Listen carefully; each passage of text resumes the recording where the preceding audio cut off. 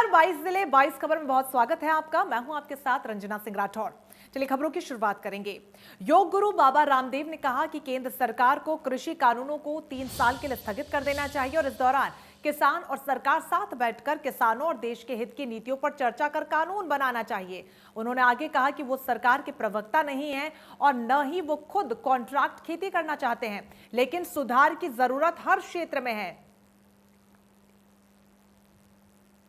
बाबा रामदेव ने शुक्रवार को समालखा में एक कारोबारी के यहां पर शादी समारोह में वो पहुंचे थे। बाबा रामदेव ने कहा कि कृषि कानूनों को रद्द करने की मांग को लेकर किसान आंदोलन कर रहे हैं। न सरकार मानने को तैयार है और न ही किसान, लेकिन ये गतिरोध खत्म होना चाहिए। हर समस्या में बीच का रास्ता होता है। साथ ही उन्होंने कहा कि सरकार पहले ही 1.5 साल तक इन कानूनों को लागू न करने की बात कह चुकी है। साथ ही उन्होंने कहा कि यदि किसानों को यह समय कम लगता है तो इसे बढ़ाकर 3 साल कर लें। इस दौरान किसान और सरकार साथ बैठकर किसान और देश के हित पर चर्चा करें, जो सही हो उस पर बात की जाए। कृषि कानून को लेकर सुधार के क्षेत्र में बात की जाए।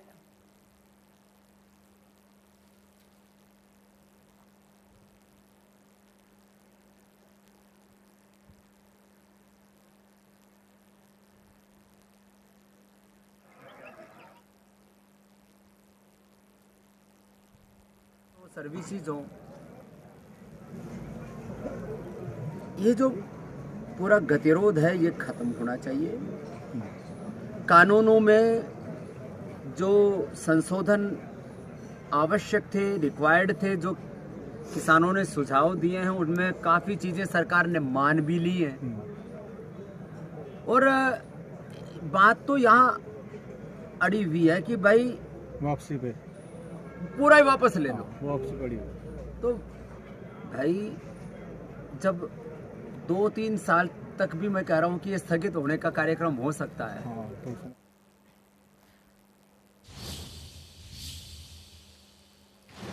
राज्यसभा सांसद दीपेंद्र हुड्डा भिवानी के कितलाना टोल पर पहुंचे, जहां पर उन्होंने कहा कि सरकार को राजहट छोड़कर किसानों से बातचीत करनी चाहिए। राज्यसभा सांसद होने के नाते जिस तरह से आपने संसद में भी सदन पटल पर 193 लोगों की सूची रखी थी दीपेंद्र जी, उसके बाद सरकार ने उसको एक तरह से दरकिनार किया था।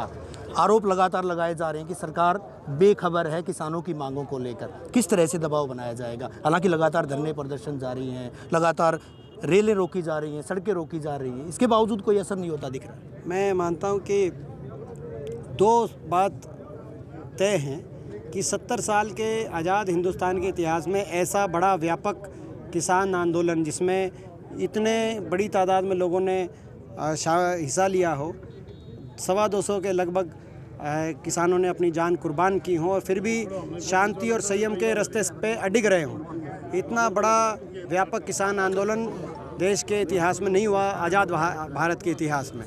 दूसरी बात ये भी तय है कि कभी किसी आंदोलन का इतना तिरस्कार भी पहले नहीं हुआ कि सरकार ने इतना अपमानित किया हो, उसको जो है आंदोलन को तरह तरह की संज्ञाएं दी हों, हर प्रकार का प्रचार तंत्र से उस आंदोलन को, किसान की आवाज़ को कलंकित करने की कोशिश करी हो, किसान की आवाज़ को दबाने की कोशिश करी हो। सरकार के माध्यम से यहाँ तक कि जिन किसानों ने अपनी जान कुर्बान करी उनका भी मजाक उड़ाया, उनकी भी खिल्ली उड़ाने की तस्वीरें सामने आई। सरकार अपने अड़ियल रवैये पे, अपने जो है राजहट पे कायम है।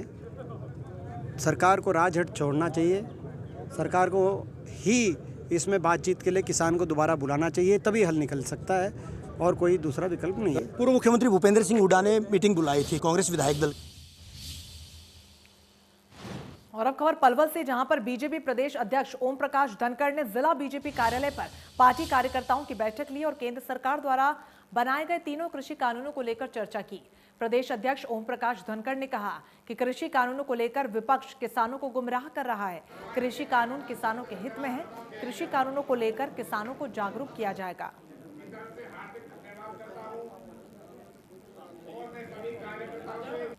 किसान की भलाई के लिए देखिए, पहली बात तो ये है कि कानून देश में बहुत बनते हैं। पिछले कुछ समय से ही ये रिवायत शुरू हुई है कि कानून के बारे में भ्रम फैलाओ। पहला हमने देखा CAA पर बनने से पहले तो एक भ्रम और भी फैला रहे थे कि 370 टूट नहीं सकती, देश टूट जाएगा। ये आपने भी सुना, मीडिया ने भी सुना, कांग्रेसियों की बहस सुनी। फिर उसके बाद CAA का कानून आया जो सिटीजनशिप देने का कानून था, लेकिन उसके बारे में सुन लीजिए, भ्रम फैलाया गया कि इसके कारण से जो है सिटीजनशिप चली जाएगी किसी एक वर्ग की। भ्रम फैलाया गया, मीडिया भी इस बात का साक्षी है। और अभी ये कानून किसानों के फेवर में है, इनके बारे में भी एक भ्रम उत्पन्न किया गया जिससे किसानों का नुकसान होगा। भारतीय जनता पार्टी का केंद्र इस काम में लगा हुआ है। इस बात का अंदेशा हमको भी नहीं था कि इतना बड़ा भ्रम फैलाया जाएगा। इसलिए हम अब पूरी उस अपने सामर्थ्य के साथ उस भ्रम को दूर करने के लिए लगे हैं, उस अंदेशे को दूर करने के लिए। सोनीपत में तीनों कृषि कानूनों के खिलाफ किसान लगातार संघर्ष कर रहे हैं और किसानों को 3 महीने हो चुके हैं।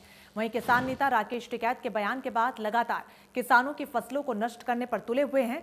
हालांकि किसान मोर्चा द्वारा अपील की जा रही है कि वो ऐसा न करे, समय आने पर बता दिया जाएगा, लेकिन किसान नहीं मान रहे हैं। आज फिर सोनीपत के गांव महलाना में किसानों ने 4 एकड़ फसल पर ट्रैक्टर चलाकर उसे नष्ट कर दिया। किसानों ने कहा कि वो पूरे तरीके से राकेश टिकैत के साथ हैं। सरकार हमारे जल्द मांगे पूरी करे, तीनों कृषि कानूनों को जल्द रद्द किया जाए। जब तक एमएसपी लागू नहीं होगा तब तक खेतों में फसल नहीं उगाऊंगा। मल्हाना गांव निवासी वीर सिंह ने बताया कि सरकार उनकी मांग पूरा नहीं कर रही है और इसीलिए वो लगातार फसल को बर्बाद कर रहे हैं।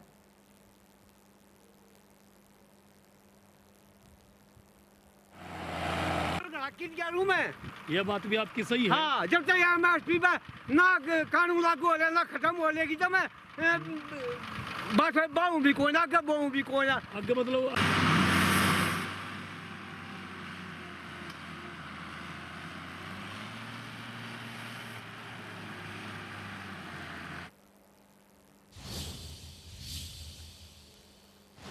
तो वहीं जींद के खटखट टोल पर आंदोलनकारी किसानों ने युवा दिवस मनाया और इस दौरान किसानों और युवाओं ने प्रधानमंत्री और राष्ट्रपति को अपने खून से लिखी चिट्ठियां भी भेजी। आंदोलनकारी किसानों ने खून से लिखे हुए खत में तीनों कृषि कानूनों को वापस लिए जाने की मांग की और साथ ही एमएसपी को कानूनी दर्जा दिया जाए, इसको लेकर एक बार फिर से अपनी मांग को सामने रखा।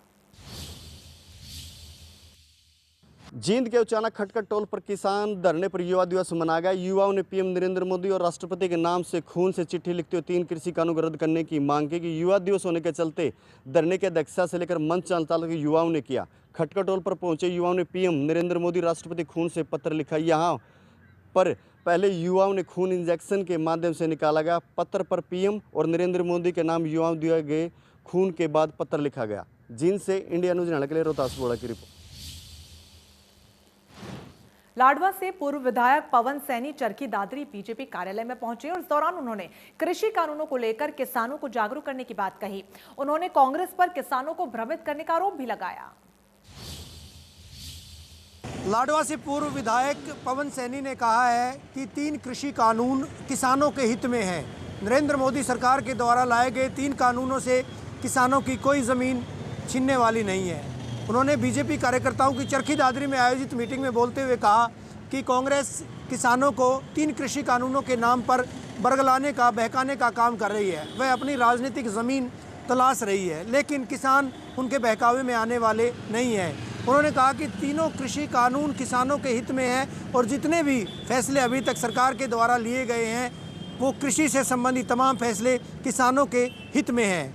उन्होंने कार्यकर्ताओं का आह्वान किया कि वो किसानों के बीच में जाकर 3 कृषि कानूनों के बारे में उन्हें जागृत करें और उनकी महत्ता भी समझाएं। चरखी दादरी सहयोगी अनिल लहरी में वीडियो जर्नलिस्ट सुमित अवस्थी के साथ रवि जांगड़ा, इंडिया न्यूज हरियाणा। किसान आंदोलन में आंदोलनकारियों का नाम और स्थायी पता दिखने लगा है। जखूदा बाईपास से टिकरी तक किसानों ने साइन बोर्ड्स लगाए हैं। वहीं हाईवे पर मील के पत्थर पर किसानों के नाम और पता लिखवाया गया है। किसान आंदोलन को चलते हुए 3 महीने हो चुके हैं और पंजाब से आए किसान टीकरी बॉर्डर के आसपास बहादुरगढ़ में बैठे हुए हैं। फिलहाल तक किसान आंदोलन का कोई समाधान नहीं हो पाया, जबकि किसानों का कहना है कि जब तक कृषि कानून वापस नहीं हो जाते हम घरों को लौटने वाले नहीं हैं। इसी के चलते पंजाब से आए किसानों ने जहां पर वो रह रहे हैं अपने क्षेत्र में फ्लैक्स लगाकर अपने गाँव का, शहर या ज़िले का नाम लिखकर वहाँ पे धरना स्थल पर लगा दिया है, ताकि पंजाब से आने वाले किसानों को अपने साथियों को ढूंढने में कोई परेशानी ना हो। इंडिया न्यूज़ के लिए झज्जर से जगदीप राजान। और अब खबर रोहतक से, जहां पर विधायक बलराज कुंडू के ठिकानों पर आयकर विभाग ने रेड की। डी पार्क स्थित प्लॉट पर आयकर विभाग ने बड़ी छापेमारी की।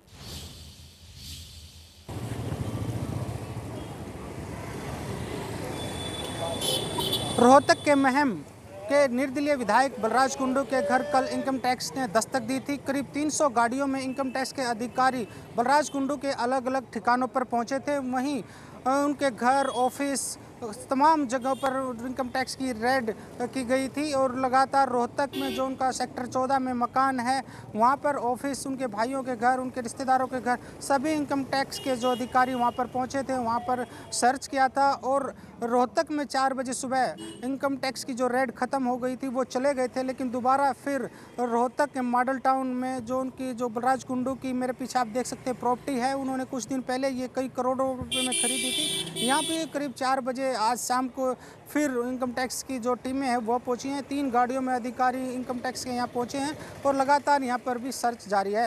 इंडिया न्यूज़ हरियाणा के लिए रोहतक से मैं सुरेंद्र सिंह।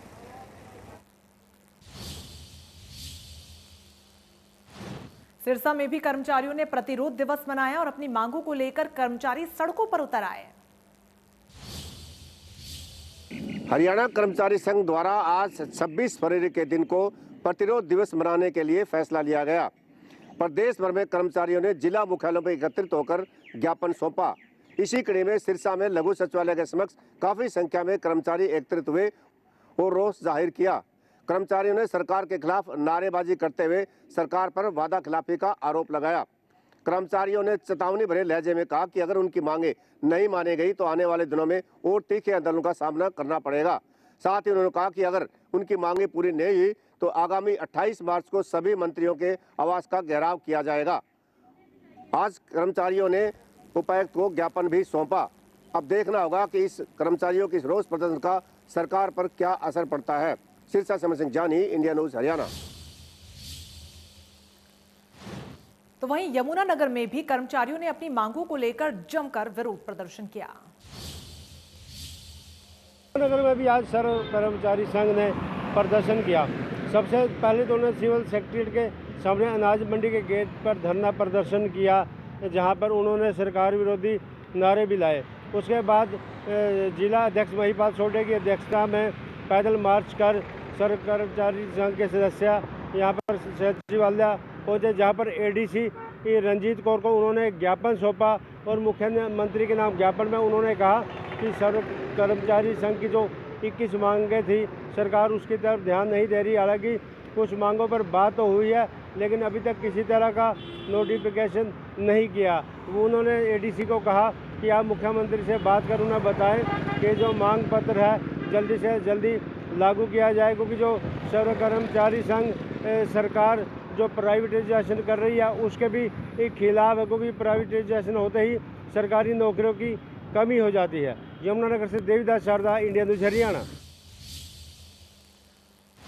व्यापारी संगठनों ने जीएसटी के मुद्दे पर भारत बंद का आह्वान किया था, लेकिन अंबाला में भारत बंद पूरी तरीके से बेअसर साबित हुआ। जीएसटी में कमियों को दूर करवाने के लिए आज व्यापारी संगठनों की तरफ से भारत बंद का कॉल दिया गया था, जिसमें ट्रांसपोर्टर्स ने भी समर्थन करते हुए आज अपने वाहन सड़कों पर नहीं उतारे। ट्रांसपोर्टर्स का कहना है कि उन्हें डीजल के बढ़ते दामों और ई-वे बिल के चलते दिक्कतों का सामना करना पड़ रहा है। उनकी मांग है कि सरकार इन कमियों को जल्द से जल्द दूर करे। Aman Kapoor, India News Haryana, Ambala.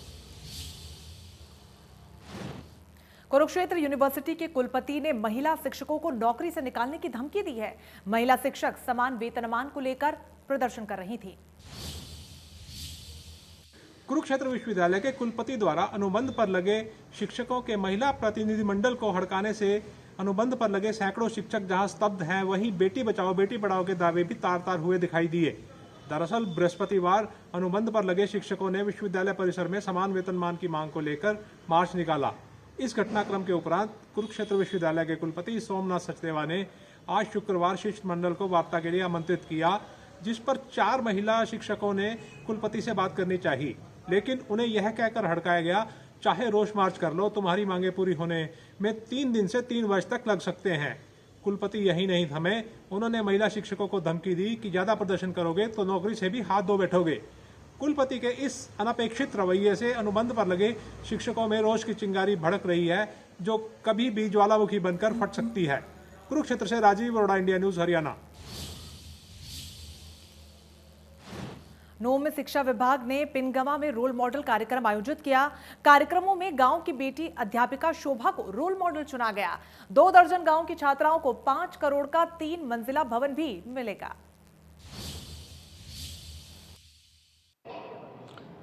नूंह जिले में शिक्षा स्तर को बढ़ाने के लिए शिक्षा विभाग की तरफ से लगातार काम किया जा रहा है और इसी कड़ी में आज रोल मॉडल कार्यक्रम का भी आयोजन पिनगवा में किया गया। इस कार्यक्रम के मार्फत लड़कियों को ज़्यादा से ज़्यादा शिक्षा के प्रति रुझान लाया जाए और यही नहीं, जो महिलाएं सशक्तिकरण, महिलाओं को लेकर जिस तरह की जो चीज़ें निकल कर आती हैं, जो महिलाएं संघर्ष करती हैं और सफल होती हैं, उनके मार्फत ये छात्राएं भी, उनके अंदर एक जज्बा आए, इस बात को लेकर इस कार्यक्रम का आयोजन किया गया। और इस कार्यक्रम के दौरान अध्यापिका शोभा को रोल मॉडल के रूप में चुना गया। यही नहीं, इसके साथ साथ पिनगवा में 2 दर्जन गाँवों की छात्राओं को एक ऐसा भवन मिलने वाला है जो अत्याधुनिक होगा, शिक्षा के स्तर को बढ़ाएगा, साथ ही साथ शिक्षा की वो तमाम सामग्री भी उस पूरे स्कूल के अंदर होगी और 3 मंजिला ये इमारत करीब 5 करोड़ रुपए की लागत से बनेगी। नूंह जिले में इस तमाम तैयारियों को लेकर, इस स्कूल के निर्माण को लेकर जो प्रपोजल तैयार किया गया है, उसका एस्टीमेट भी तैयार कर लिया गया है। जल्द ही इसका निर्माण कार्य भी शुरू हो जाएगा। यही नहीं, रोल मॉडल कार्यक्रम के मार्फत सीधे तौर पर शिक्षा के स्तर को बढ़ाने की कोशिश है, तो दूसरी तरफ छात्राओं को शिक्षा के प्रति ज़्यादा रुझान हो, ज़्यादा बड़ी संख्या में जो छात्राएं हैं वो स्कूल में आएँ, इसको लेकर भी रोल मॉडल कार्यक्रम को आगे बढ़ाया जा रहा है। नूंह से कैमरामैन जगदीश तोमर के साथ देवेंद्र भारद्वाज। हरियाणा के बिजली मंत्री रणजीत सिंह चौटाला महेंद्रगढ़ में पूर्व शिक्षा मंत्री रामविलास शर्मा के आवास पर पहुंचे। रणजीत सिंह चौटाला ने इस दौरान बीजेपी कार्यकर्ताओं से भी मुलाकात की। हरियाणा के बिजली मंत्री रणजीत सिंह चौटाला महेंद्रगढ़ में पूर्व शिक्षा मंत्री रामविलास शर्मा के आवास पर पहुंचे। रणजीत सिंह चौटाला ने इस दौरान बीजेपी कार्यकर्ताओं से मुलाकात की। रणजीत चौटाला ने बिजली बोर्ड के आम लोगों के लगाए गए आरओ सिस्टम और वाटर कूलर का भी उद्घाटन किया। रणजीत सिंह ने इस दौरान कहा कि बिजली विभाग को लोगों के घरों पर ज्यादा छापेमारी नहीं करनी चाहिए। उन्होंने कहा कि कुछ ही समय में बिजली विभाग लोगों के हितों में और अच्छा काम करेगा। थोड़ा सा मैंने महकमे वालों को ये भी कह दिया, भाई गाँव वालों को तंग ना करो, ज्यादा छापेमारी ये कम करो, ये इतना नहीं है, ये लोगों को लग लगेगा। ये बहुत ही कोई करता हो तो उसके कर लो, बाकी ज्यादा नहीं करो। और मैं आपको ज्यादा बात बड़ी नहीं कहती, 15 दिन में आपको दिखाऊंगा कि रणजीत सिंह कुछ कर रहा है, मैं काम कर रहा हूँ, लगा पाऊंगा। और आप कभी भी ये नहीं समझे। वहीं पूर्व शिक्षा मंत्री रामविलास शर्मा ने कहा कि पार्टी कार्यकर्ताओं ने जिन समस्याओं के बारे में बताया है वो बिजली मंत्री को दे दी गई है। उन्होंने आश्वस्त किया कि जल्द ही समस्याओं का समाधान हो जाएगा। रामविलास शर्मा की माने तो ये मुलाकात औपचारिक थी। उन्होंने अपने संबोधन में बताया कि वे अपने पुराने साथी के आवास पर आए हैं। महेंद्रगढ़ से प्रदीप, इंडिया न्यूज हरियाणा। और अब खबर गुरुग्राम से, जहां पर निजी स्कूल द्वारा फीस बढ़ोतरी मामले पर इंडिया न्यूज हरियाणा की खबर का बड़ा असर हुआ। खबर दिखाए जाने के बाद शिक्षा विभाग ने मामले में संज्ञान लिया। शिक्षा विभाग ने अभिभावकों और स्कूल संचालकों के साथ चर्चा की।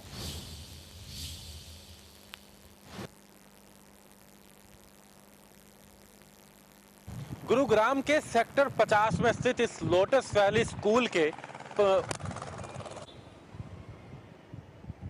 गुरुग्राम के सेक्टर 50 में स्थित इस लोटस वैली स्कूल में पढ़ने वाले बच्चों के अभिभावकों का ये मुद्दा इंडिया न्यूज हरियाणा पर उठाने के बाद आखिरकार जिला प्रशासन, जिला का शिक्षा विभाग हरकत में आया और आखिरकार आज जिला शिक्षा विभाग ने अभिभावकों और स्कूल के स्टाफ के बीच एक वार्ता कराकर इस समस्या का हल तो किया, लेकिन यही समस्या अब पूरे प्रदेश में है। लेकिन ऐसे में जरूरत है शिक्षा विभाग को इसको लेकर कुछ गाइडलाइंस जारी करने की, ताकि स्कूलों के मालिक अभिभावकों से मनचाही फीसें बढ़ोतरी ना कर सकें, उन पर इस तरीके के दबाव ना दे सकें।